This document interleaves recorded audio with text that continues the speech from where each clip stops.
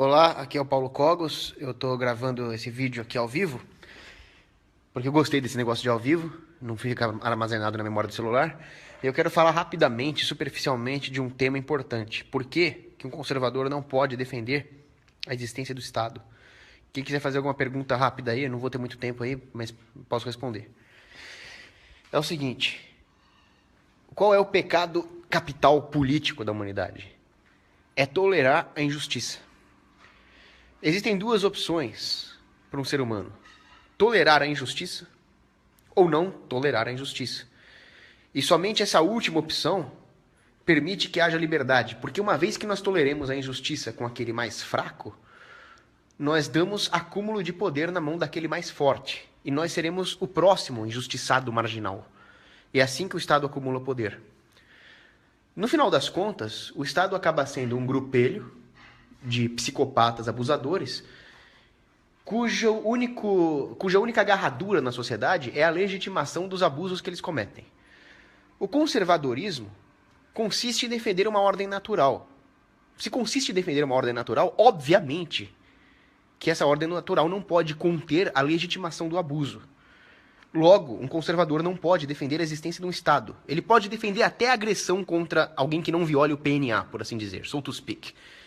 Mas ele não pode defender que isso seja sistematizado. Então, existe uma charge que é uma mulher com o nome de Liberté andando com um Tiranossauro Rex na coleira, que se chama Sécurité. Aí, de repente, esse Tiranossauro Rex fica muito maior que ela e come ela, né? No bom sentido, né? Ele engole a mulher. E geralmente é isso que acontece. O James Madison falava que, frequentemente, ao longo da história, os meios de defesa contra ameaças externas se tornam a maior ameaça interna. E foi isso que aconteceu, por exemplo, com os Estados Unidos. Ele não foi criado com boas intenções. Os Founding Fathers eram psicopatas muito inteligentes que sabiam exatamente o que ia acontecer. E aconteceu o que aconteceu. Mas ao longo dessa história política dos Estados Unidos, muitos homens falaram no perigo de você ter um corpo de segurança centralizado, profissional e permanente. Por isso que, durante boa parte da história dos Estados Unidos, eles contaram com um corpo de reserva de citizen soldiers, soldados cidadãos. A questão aqui não é se é um corpo de reserva, onde os caras são engenheiros e médicos e camponeses na maior parte do tempo e depois pegam em armas para lutar. Isso não é a questão. A questão é se este corpo militar é um monopolista ou não. Porque na hora que ele for monopolista, ele já está abusando dos cidadãos pelo simples fato de ele se instituir como monopólio. Então já existe aqui uma ameaça intrínseca contra qualquer um que queira competir no mercado de segurança. Bom, aquele exército ali está abusando do povo? Não está prestando bom serviço? Está cobrando taxas abusivas? Começou a abusar do poder e roubar a população? Bom, eu vou criar uma força concorrente para defender essa população, vou abocanhar essa oportunidade de mercado e vou acabar com a raça deles. Isso é o que aconteceria geralmente no mercado. Então, no anarcocapitalismo, que nome vocês queiram dar, haveria guerras? Muito provavelmente haveria, sim. Trocas de tiro, principalmente. O que não haveria, talvez, seriam essas guerras generalizadas que são típicas da democracia. Mas perfeição não é nesse mundo aqui. Perfeição é lá em cima. Então haveria, sim, essas rixas, troca de tiro, gente morta. Mas o próprio mercado ia ajustando isso. Porque guerras são caras. Agora, quando a população tem essa ideia de que precisa ter um monopólio da segurança, a própria população está justificando esse abuso. Então ela está pavimentando a estrada da sua própria escravidão, the road to serfdom, para usar o termo hayekiano, né? Se bem que o Hayek não foi a fundo na teoria dele, acabou defendendo esse monopólio também. Mas o problema é o seguinte: as pessoas pensam muito a curto prazo. Então elas querem alguém para dar segurança para elas e esquecem das consequências de ter um vigilante monopolista. A pergunta é: quem vigia o vigilante? Essa pergunta é excelente. A não ser que haja concorrência entre vigilantes e que, em última instância, a soberania seja do consumidor, ou seja, nós, indivíduos, ninguém vigia a porcaria do vigilante. É óbvio que ele vai se tornar abusivo. Então eu fico pensando, aquela pessoa que defende os abusos, que defende as injustiças por causa de Bolsa Família, né, ou Bolsa Família, ou por causa da educação, é a mesma porcaria que aquele que defende uma injustiça por causa de segurança. Com uma diferença: o cara que quer um Estado por causa de Bolsa Família, ele tem mais coerência do que o cara que quer um Estado em troca de segurança. Porque, tá bom, ele vai ter o Bolsa Família, ele vai ter aquela indigna esmola que é o Bolsa Família, quando ele poderia ter muito mais no livre mercado. Agora, quando você quer o Estado para te dar segurança, você está abdicando justamente da sua segurança. Porque o Estado é o maior bandido de todos. Então como é que é isso?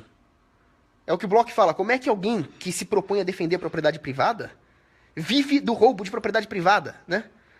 Não faz o menor sentido. Então, necessariamente o Estado vai se expandir. Necessariamente, como disse o Ropa, os serviços de segurança vão piorar de qualidade. Necessariamente o Estado vai viver de agredir o povo cada vez mais. Então, basicamente, quando uma pessoa defende a existência de um Estado, ela está querendo uma segurança temporária por preguiça de ela mesma organizar a sua comunidade para se defender, abdicando da liberdade essencial que é a concorrência no setor de segurança. E aí nós caímos naquela grande frase do Benjamin Franklin: aquele que abdica de liberdades essenciais para ter segurança temporária não merece nenhum e vai perder os dois. E é isso que acontece ao longo da história. A história nos mostra que o Thomas Hobbes estava errado, né? Então, existe uma guerra de todos contra todos, então surge um Leviatã para defender a população dela mesma.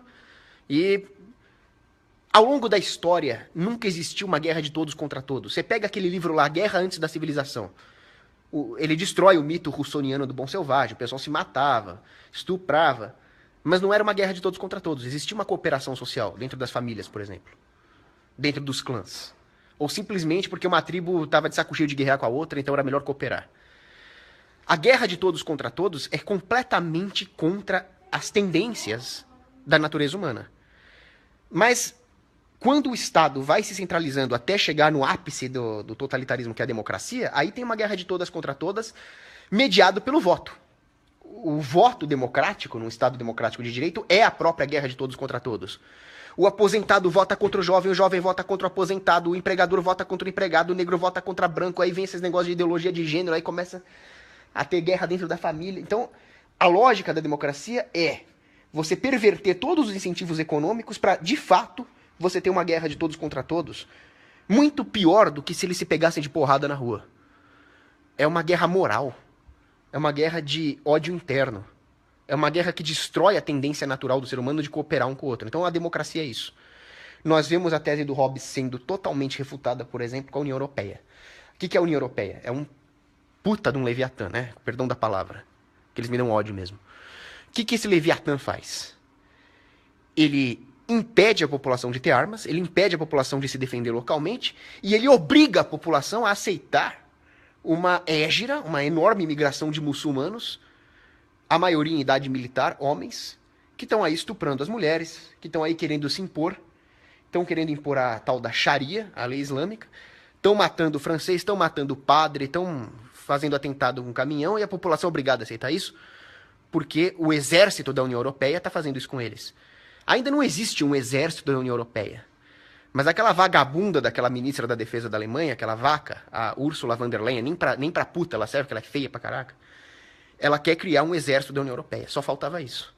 Aí nós vamos ter o pior do progressismo europeu aliado com uma ferramenta análoga àquela que dá aos Estados Unidos o poder de fazer as suas intervenções imperialistas pelo mundo. Se o mundo com um Estados Unidos já é um saco, imagina com dois. E sendo a União Europeia ainda mais progressista que os Estados Unidos, imagina que saco que ia ser. Ao passo que se você voltar, não precisa nem falar em Idade Média, se você voltar para o começo das Early Modern Ages, século XVII, século XVI, você tinha as próprias cidades organizando as suas milícias civis para se defender. Não precisava de nada disso. Vamos voltar mais ainda, vamos voltar para a Idade Média, para as cruzadas.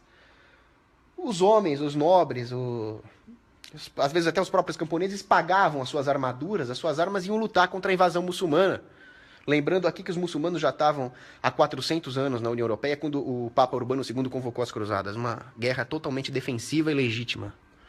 Deus vult.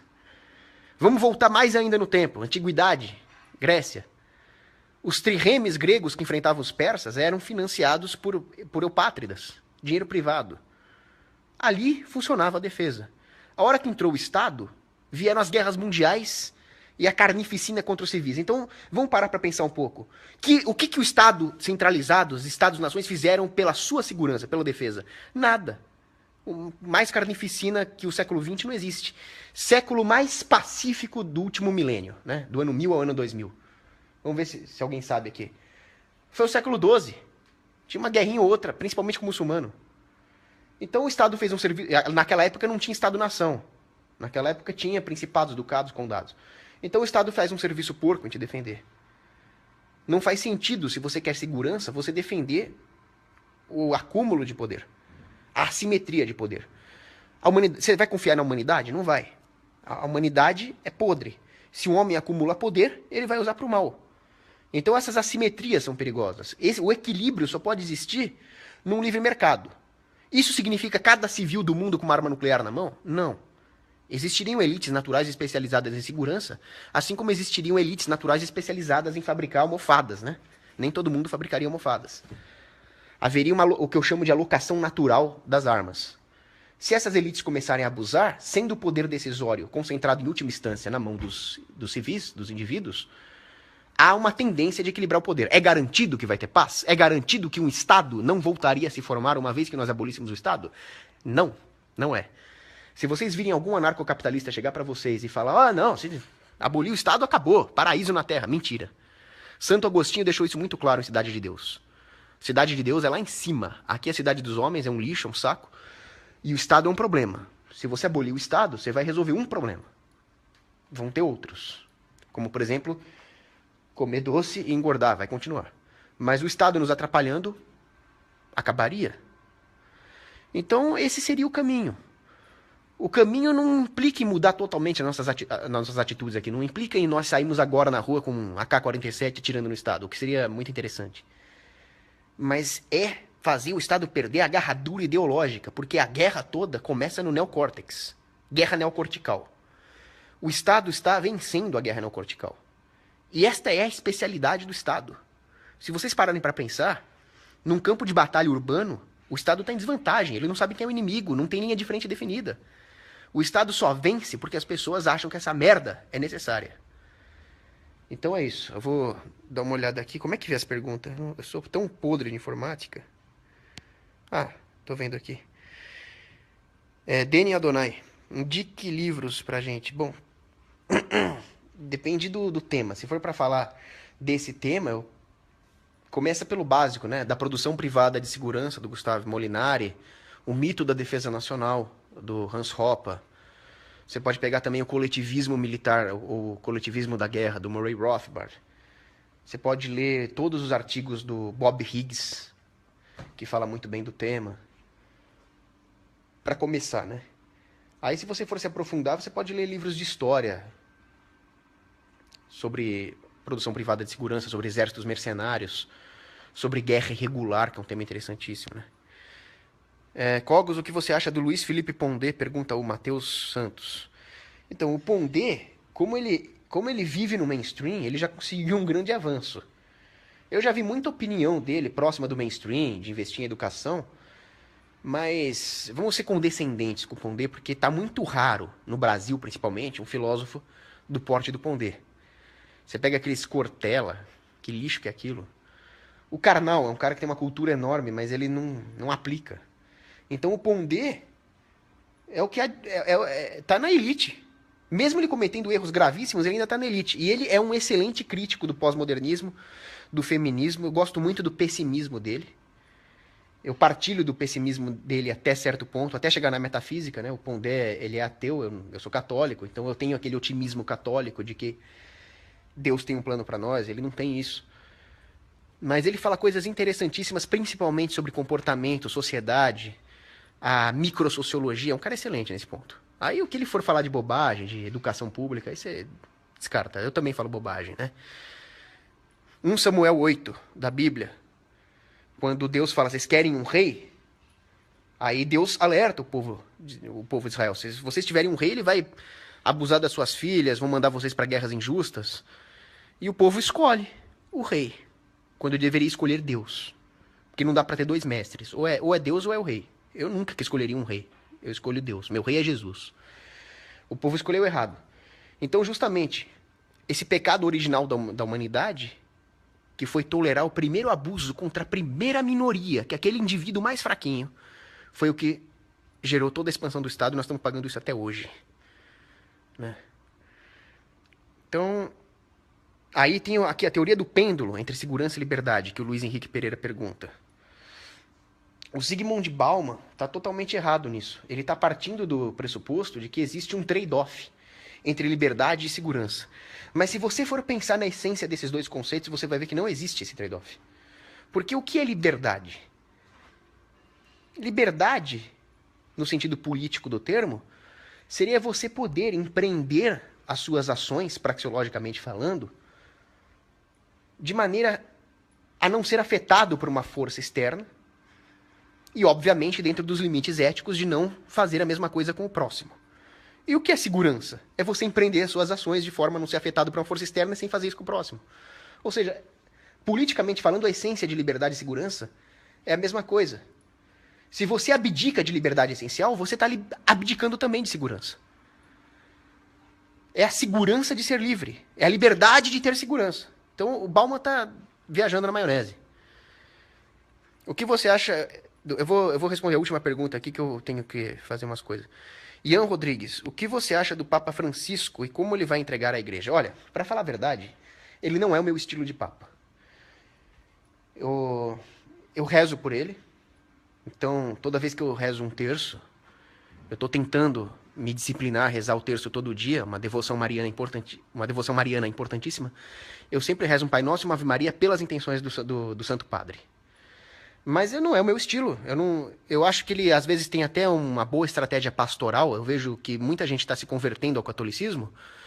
Mas o que eu tenho medo, às vezes, é que as pessoas se convertam ao catolicismo sem saber o que ele realmente significa. Então, acabe sendo uma conversão superficial. É o meu medo.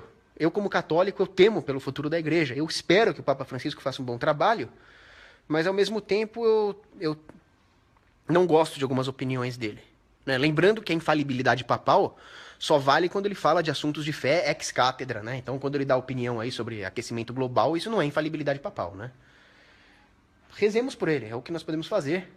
Ele é o líder da minha igreja, eu devo respeito a ele. Agora, meu estilo de papa é Urbano II, né? Bom, é isso. O Luiz Henrique Pereira, obrigado pelo seu comentário e desejo boa sorte aí nos seus estudos, no seu crescimento espiritual e obrigado a todos que assistiram. E grande abraço, boa noite, fiquem com Deus.